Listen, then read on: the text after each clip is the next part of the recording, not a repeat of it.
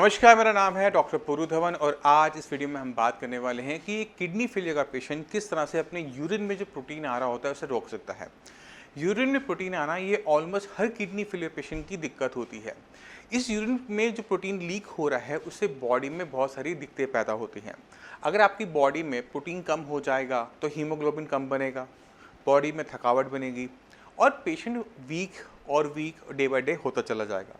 तो यूरिन में प्रोटीन को कंट्रोल करना ज़रूरी हो जाता है हर किडनी फेलियर पेशेंट के लिए। बट इसे कैसे किया जाए ये समझना ज़रूरी होता है। उसके लिए आपको मेरे साथ चलना पड़ेगा थोड़ा सा और मेडिकल गहराइयों में समझने के लिए कि ये यूरिन रिलीज़ ही क्यों हो रहा है। जब किडनी को नुकसान होना शुरू होता है तो किडनी के अंदर जो नेफ्रॉन्स होते हैं जो कि ब्लड को फिल्टर आउट करते हैं, क्रिएटिनिन को अलग करते हैं, यूरिया को अलग करते हैं, उनमें आप मान लो कि इन्फ्लेमेशन आ जाती है, सूजन आ जाती है। सूजन आने की वजह से जो प्रोटीन को वो होल्ड करते थे वो लीक आउट होना शुरू हो जाता है और यूरिन हमारा जो होता है वो थोड़ा सा गदला यानी वो मिल्की हो जाता है। अब जो प्रोटीन लीक हो रहा है उसकी वजह से आपके यूरिन में झाग की मात्रा बढ़ जाती है। जैसे आप यूरिन करते हैं तो देखते हैं कि वहाँ पे बहुत ज़्यादा झाग बन रही है। अब इस प्रोटीन को अगर हमने कम करना है तो हमें क्या करना पड़ेगा, किडनी के अंदर जो स्वेलिंग है, जो इसकी बेसमेंट मेम्ब्रेन है, जो नेफ्रॉन्स है, वहाँ पर जितनी भी इन्फ्लेमेशन है उसको दूर करना पड़ेगा। इसके लिए हमें क्या करना पड़ेगा, हमें अपनी किडनी को जो नुकसान पहुँचा रही चीज़ है उसको वहाँ से हटाना पड़ेगा। तो अपनी आपको समझने की कोशिश करो, अपने आप से कुछ सवाल करो और देखो कि कौन सा सवाल का आंसर आपको अच्छे से मिल जाता है। तो मैं आपसे सवाल करता हूँ, आप ट्राई करना इसी तरह से। क्या आपका बीपी हाई रहता है? अगर हाँ तो बीपी एक बड़ा कारण हो सकता है। क्या अगर आपकी किडनी छोटी हो गई है, आपने अल्ट्रासाउंड करवाया, उसमें पता लगा कि किडनी का साइज़ छोटा हो गया, अगर हाँ तो आपकी किडनी की श्रिंकेज के पीछे भी बीपी ही आपका सबसे बड़ा कारण है। क्या आपको लंबे टाइम से शुगर बनी हुई है? अगर हाँ तो ये जो है ये 80% पेशेंट्स में काम कर जाता है। अगर बीपी की दिक्कत आपको है, शुगर की दिक्कत आपको है तो ये आपकी किडनी को नुकसान पहुंचा रहे हैं। अगर इनके लेवल नॉर्मल लेवल से ऊपर बने रहेंगे तो ये नुकसान चलता रहेगा, ना किडनी का ख़राब होना रुकेगा, क्रिएटिनिन भी बढ़ेगा और यूरिन में प्रोटीन भी आता चला जाएगा।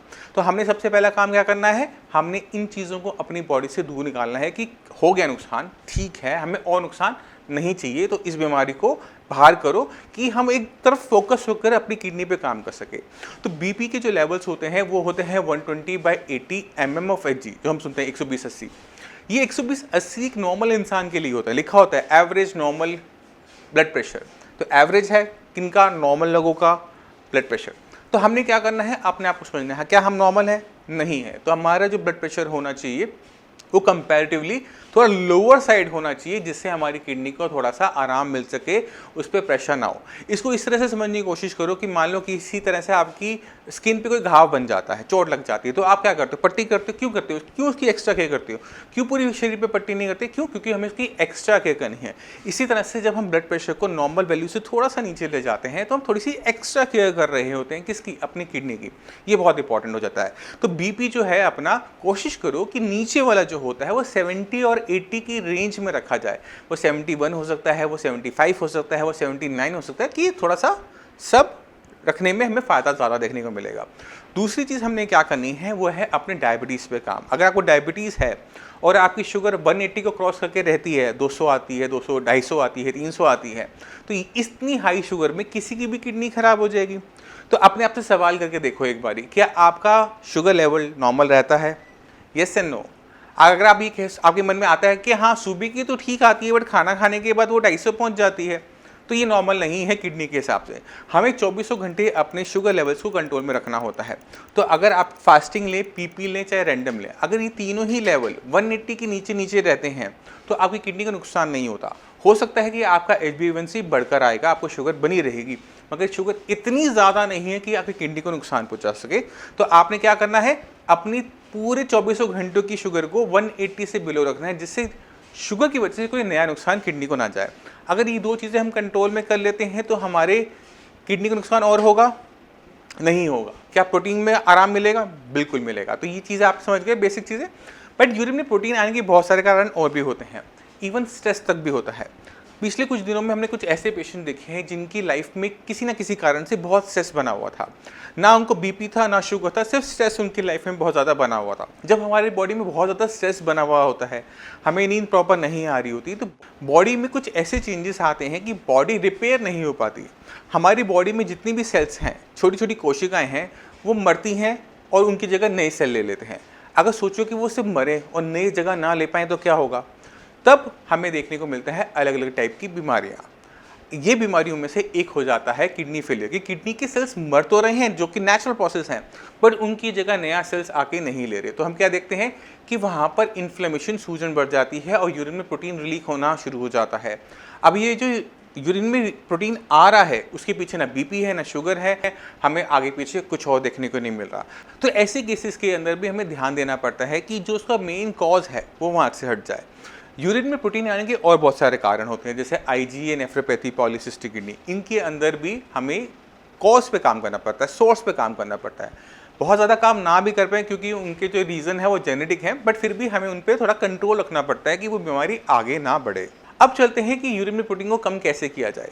जब आप इन कॉजेज़ को हटा देते हो या इनको कंट्रोल कर लेते हो तो काफ़ी हद तक आपके यूरिन में प्रोटीन ऑटोमेटिक तरीके से कम हो जाता है, क्योंकि कोई नया नुकसान नहीं हो रहा। मगर जो नुकसान पहले हो चुका है, जो इन्फ्लेमेशन पहले से है, उसको हटाने के लिए हमें थोड़ा सा एंटी इन्फ्लेमेटरी ट्रीटमेंट सोचना पड़ता है कि जो सूजन है वो चली जाए। अब जब हम एंटी इन्फ्लेमेटरी ट्रीटमेंट के बारे में सोचें तो हर पैथी के अंदर उसका एक अपना ट्रीटमेंट है। जैसे अगर हम एलोपैथी के बारे में बात करें तो वहाँ पे स्टेरॉइड्स होते हैं, और अगर हम आयुर्वेद में बात करें तो आयुर्वेद के अंदर भी एंटी इन्फ्लेमेटरी मेडिसिन देखने को मिलती है। अब जो स्टेरॉइड्स होते हैं उनका अपना एक फिक्स नुकसान है, जो कि हम सुनते हैं, देखते हैं कि अगर हमने स्टेरॉइड बहुत लंबे टाइम से खाया तो हमें ये नुकसान हो जाता है। अगर हम आयुर्वेद के बारे में बात करें तो हम जब हम एंटी इन्फ्लेमेटरी ट्रीटमेंट कर रहे होते हैं तो कोशिश करते हैं कि जो किडनी की फंक्शनिंग है वो भी बढ़े। क्यों? क्योंकि उससे क्रिएटिनिन भी हमें देखने को मिलता है कि वो डाउन होना शुरू हो जाता है। अब मैं आपके सामने कुछ रिपोर्ट्स पेश करता हूँ, उसमें दो चीज़ों पर आप ध्यान देना। पहला है क्रिएटिनिन लेवल, दूसरा है यूरिन में प्रोटीन। तो जब आप दोनों चीज़ों को देखोगे आपको बहुत क्लियर कट समझ में आना शुरू हो जाएगा कि जब हम सही तरीके से यूरिन में प्रोटीन जो आ रहा है उसके सोर्स पे काम करते हैं, सही तरीके से काम करते हैं, तो ना सिर्फ यूरिन में प्रोटीन कम होता है बल्कि क्रिएटिनिन के लेवल्स भी बहुत ड्रास्टिक तरीके से डाउन होने शुरू हो जाते हैं। तो मैं उम्मीद करता हूँ इस वीडियो से आप समझ गए होंगे कि यूरिन में जो प्रोटीन आ रहा है तो उसके लिए हमें कैसे काम करना है। फिर भी आपके माइंड में कोई भी डाउट हो, कुछ भी पूछना चाहते हो तो डॉक्टर्स अवेलेबल हैं, आप उनसे बात कर सकते हैं, उनसे अपनी रिपोर्ट को शेयर कर सकते हैं। एक बार आपकी बीमारी का जो मेन कॉज है उसे आप कंट्रोल कर लेते हैं हमारी हेल्प से, तो आप देखेंगे कि आपका ना सिर्फ क्रिएटिनिन डाउन होगा, आपका जीएफआर बढ़ेगा और आपकी बॉडी में जो वीकनेस है, सिम्टम्स आ रहे हैं, वो ऑटोमेटिक तरीके से डिसिपेट कर जाएंगे। अब इसी के साथ आपसे चलने की आज्ञा चाहूँगा। मिलते हैं अगली वीडियो में, तब तक के लिए नमस्कार।